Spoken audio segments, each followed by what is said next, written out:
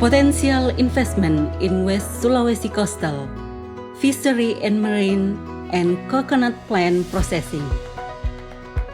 West Sulawesi province has a sea area of 18,848.56 square kilometers.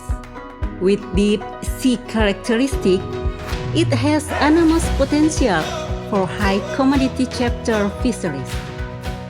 The sea area extends for 663.02 kilometers along the Makassar Strait, as well as international shipping line. West Sulawesi province also has a strategic position because it is in the middle point connecting the province of South Sulawesi, Central Sulawesi, and East Borneo province, which should be able to become one of the nodes of national economy.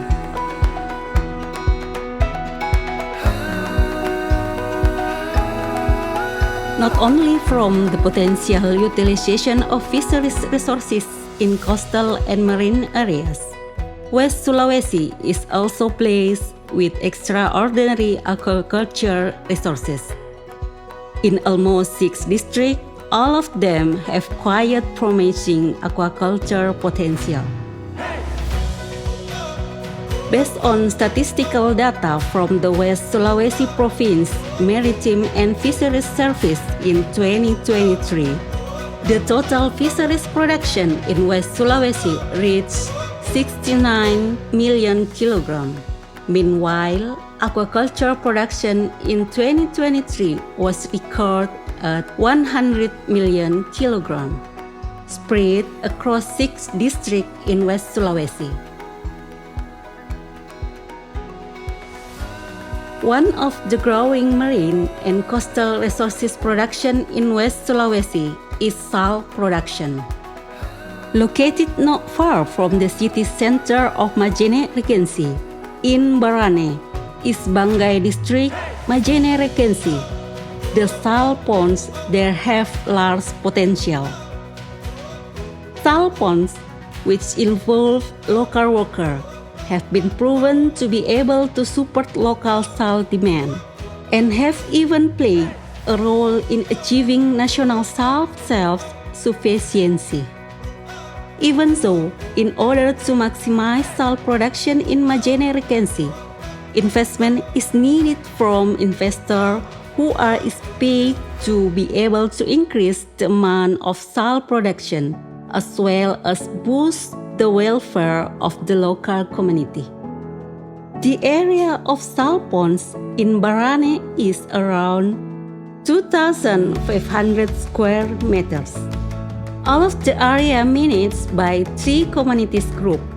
During operation, the assumed production will reach 80 tons a year. This does not include the unused lands that are recorded at around 35 hectares. In addition to producing quality salt, the people of Barane also understand how important it is to maintain environmental sustainability. They also adopt organic salt farming practice and support local environmental conservation. Effort by trying to reduce the impact of the carbon footprint while ensuring that every step of production still involves local communities to achieve economic and ecological sustainability. Sebenarnya di lingkungan Barane ini, petani tambak yang ada di sini, di setiap tahunnya kalau musim kemarau panjang itu ada garam. Sehingga meminta melihat bahwa di Barane ini ada garam yang jadi pada musim kemarau. Itu biasanya jadi Pak di bulan Juli sampai September. Kemudian setelah pemerintah mengetahui seperti itu, oleh pemerintah mengambil inisiatif untuk melakukan suatu pelatihan. Panen perdana pertama itu kita laksanakan pada bulan Desember 2021.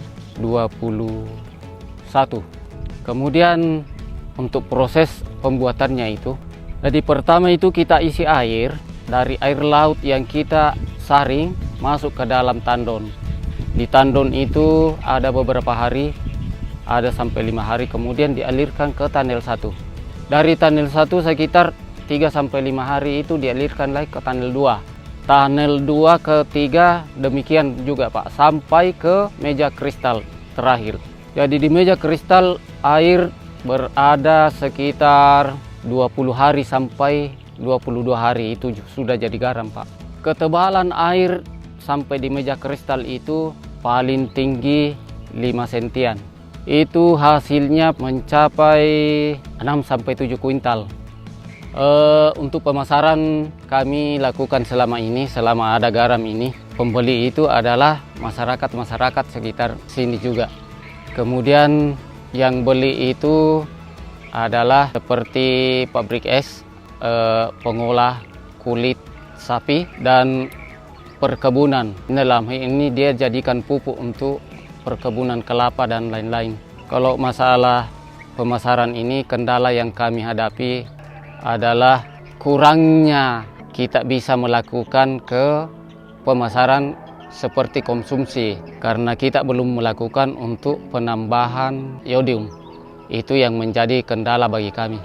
Harapan kami dalam hal ini bisa pemasaran ini lancar, karena yang jadi kendala sebenarnya bagi kami adalah itu. Produksi banyak tapi ke pasarnya ini masih kurang.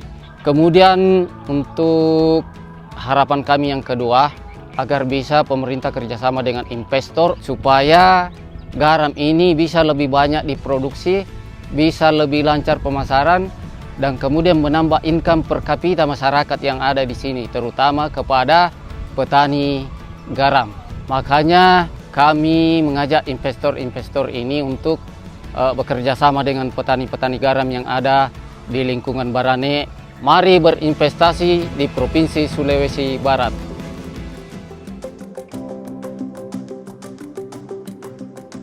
Coconut, a plant with a million benefits, each part of which has value for life. There are at least 13 types of coconut derivative commodities that are selling well on the global market. The global export of processing coconut product has penetrated dozens of destination countries spread across 6 continents, from Asia, Europe, Australia, Africa, North America to South America. The Indonesian agriculture guarantees agency said that almost all part of the coconut had been exported, from coconut meat, coconut water, coconut shell, coconut husk to coconut trunk. Central Bureau of Statistics West Sulawesi, in its publication regarding West Sulawesi in 2024 figures, notes that the area of coconut plantation in West Sulawesi in 2023 was recorded at 42,000 hectares. Polman Regency is the region that has the large area of coconut plantation, approximately 23,000 hectares. Meanwhile, the total production of coconut plantation in West Sulawesi in 2023 was recorded at 35,000 tons. Polman is also the area with the large production volume, reaching 2,000 tons. Polman Regency, which geographically has most of its area on the coast, has the capacity to support high coconut production in West Sulawesi. As a multifunctional plant, the use of coconut is able to support the living needs of the community, especially in Polman Regency. There are a number of types of business utilizing coconut plants in Polman Regency. One of them is coconut oil processing, which is located in Alu district. Polman Regency around 7 kilometers from the Trans-Sulawesi Road, where the Palmania Anugrah Abadi coconut oil business operates.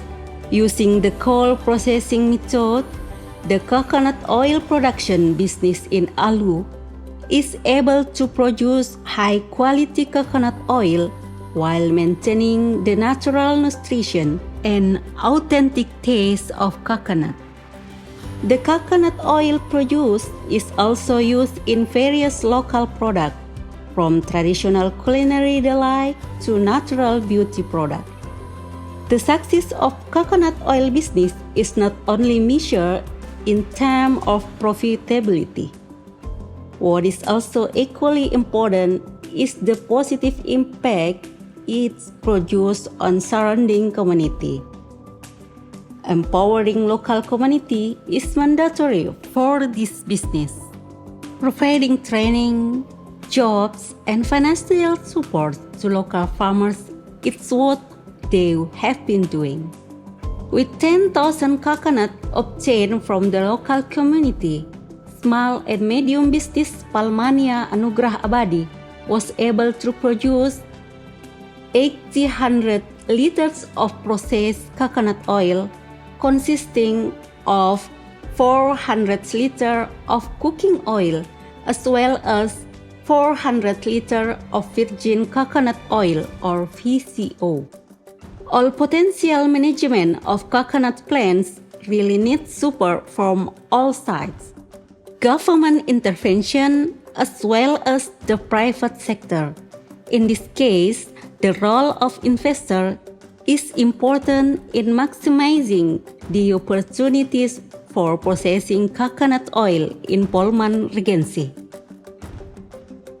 Apa yang kami laksanakan selama ini, itu biasanya kalau satu kali jalan ada 2 produk yang dihasilkan, yaitu produk PCO dan minyak goreng. Dan biasanya kalau kelapa 2.500 itu menghasilkan sampai 220 liter. Dan biasanya 110 untuk PCO dan 110 untuk minyak goreng. Nah, kaitannya dengan pemasaran sampai saat ini. Di Palmania ini seandainya ada permintaan sampai 1 kontainer, 2 kontainer 1 bulan, itu insya Allah bisa kami layani. Dan yang pastinya ini bisa mengangkat nama kabupaten bahkan provinsi. Karena yang pastinya pada kegiatan untuk hari ini, itu saya bisa mempekerjakan 26 orang per hari. Jadi kalau kita mau besar-besarkan, ya minimal kami bisa rangkul sampai 350 orang. Kalau itu bisa ada peluang pasar. Bagaimana cara memproses minyak Palmania ini? Yang pertama kami lakukan itu adalah sortasi buah, sortasi biji. Nah, setelah sortasi itu untuk tenaga pencungkil, kalau 2000 kelapa biasanya cuma 6 orang sampai 7 orang. Nah, biasanya prosesnya hari ini dicungkil, hasil cungkilan itu harus direndam. Kenapa harus direndam? Karena kapan tidak direndam, hasil ampas itu kelihatan kuning. Itu artinya masih ada melengket minyak pada ampas. Nah, kalau kita rendam itu daging segar habis cungkilan, hasilnya ampas itu putih. Itu artinya berarti tidak ada minyak lagi di situ. Nah, itu yang pertama. Nah, kemudian hasilnya santan yang dihasilkan. Santan yang dihasilkan misalnya pada hari ini santan dihasilkan itu saya kasih bermalam, paginya baru dimasak. Nah, kemudian cara perlakuan di pagi hari itu, pertama saya ambil PCO-nya dulu. PCO ambil secara perlahan dengan hitungan sekitar 50% dari hasil tadi itu. Kemudian sisanya itulah yang saya jadikan minyak goreng. Terus minyak goreng dimasak, setelah dingin masuk di drum. Di drum itu kurang lebih 1 bulan kemas. Nah, itu hasilnya itu luar biasa, artinya kualitas alhamdulillah cukup bagus. Artinya dari aroma, harumnya dan sebagainya itu tidak terlepas dari minyak mandar yang sesungguhnya. Harapan kami yang sebenarnya bagaimana caranya bisa Palmania ini dipacu untuk bisa mempekerjakan beberapa orang, karena yang pastinya dari 26 sampai 300-an bisa dia tampung. Olehnya itu, bagaimana caranya pemerintah bisa mencarikan kami pasar dengan catatan bahwa semua pegawai harus pakai dulu ini. Karena yang pastinya saya punya minyak ini tidak sama dengan minyak biasa. Harapan kami untuk ke depan ini kalau bisa ada investor masuk di wilayah kami, khususnya di Sulawesi Barat untuk investasi, karena mengingat Sulawesi Barat itu sangat potensi dengan kelapa. Olehnya itu harapan kami ke depan, mudah-mudahan ada investor masuk, karena pastinya kami siap untuk bekerja. Dan untuk sementara, memang kami kecil-kecilan tapi kami sanggup untuk melakukan kegiatan yang lebih besar kalau sepanjang investor masuk di wilayah kami. Kalau 1 kontainer, 2 kontainer, insya Allah kami mampu per bulan. Ayo berinvestasi ke Sulawesi Barat.